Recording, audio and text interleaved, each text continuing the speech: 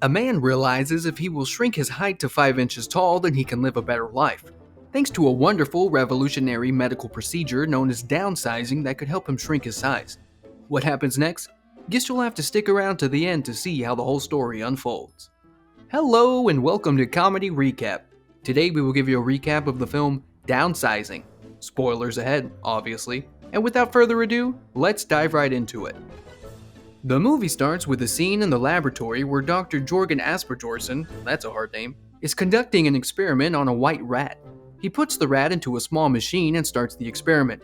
Once he is done with the experiment, he checks the rat and runs to Dr. Anders Jacobson, easier name, who tells him that their experiment got successful. The lab scene ends, and then we see that after 5 years, Dr. Andreas is talking to an audience at the university in Turkey, where he introduces his experiment of downsizing to the audience. According to Dr. Andreas, downsizing will help the planet, as the biggest problem that we are currently facing is population, and downsizing will help with that.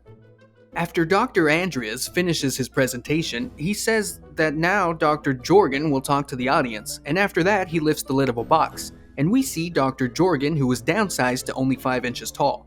Everyone in the audience stands up in awe, and we can hear the cheers and claps coming from the audience. After that, Dr. Jorgen says that downsizing is a side effect-free procedure and tells that there are many who have undergone the medical procedure and today are living a great life.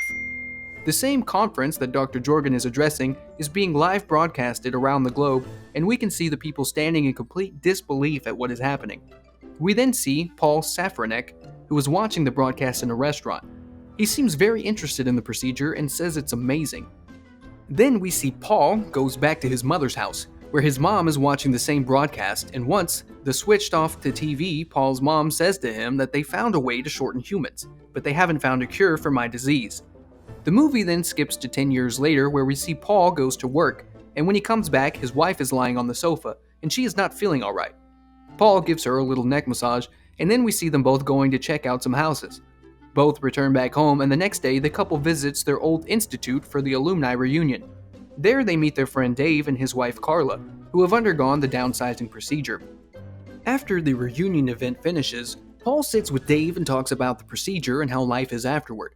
Being convinced by that, both Paul and his wife Audrey go to attend a marketing conference about downsizing and how it's better. We see them talk to a real estate agent from Leisureland Estates, and they finalize a house over there. Next, we see the couple visits their old friends and say goodbye to everyone before they leave for the downsizing transformation. The very next day, they take the bus and go to the center for the medical procedure. There they are informed about the preliminaries and that the couple will be separated for the next 4 to 5 hours. So we see them hugging, and then both leave for the transformation. We see that Paul is taken into a facility where his head is shaved and all of his facial hairs are removed. After that, he is shifted to a different section of the facility where he is given a sedative and Paul's body is cleaned. Then all the participants are transferred into an enclosed facility where they are injected with the downsizing tonic, and we see the doctor closing the door. He waits for a while, and then all the individuals are converted into tiny human beings with sizes no bigger than 5 inches tall.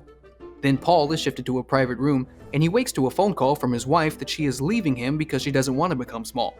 You're not leaving me here. Can't you understand how I feel? I feel terrible. He gets depressed by the news, but is immediately taken on the tour of the city, and the guy drops him at his house. And the scene shifts to 1 year after, when Paul is signing the divorce papers of their marriage, and Paul has joined a job at a call center. Then we see Paul having a nice dinner with another woman at his apartment. However, his dinner date is interrupted by the music noise coming from the apartment above his. He calls the owner to lower the volume, but the owner comes down and invites him to his house party. Paul turns down his invitation and asks him to lower the volume. After Paul and his new girlfriend are done with dinner, the couple gets into an argument and Paul goes and joins the party at Mr. Dusson's house. There he takes some pills, and after dancing for a while he blacks out. The next morning he wakes up to the cleaners entering the house, but one of the cleaners catches his attention because she has a prosthetic leg. Paul goes to her while she is working in the bathroom and tells her that her prosthetic leg is broken and that she should get it repaired. She ignores him and leaves the washroom, but Paul interrupts her and tries to recognize her. He is finally able to remember that she is Ngoc Lan Tran, who was in prison in Vietnam. Nailed it. After Paul is able to convince her that he is a legit doctor, she asked him to come along and take a look at his roommate. He goes there, and after checking on her, he says that she is going to die. And that very day, when he goes to visit her, she is dead.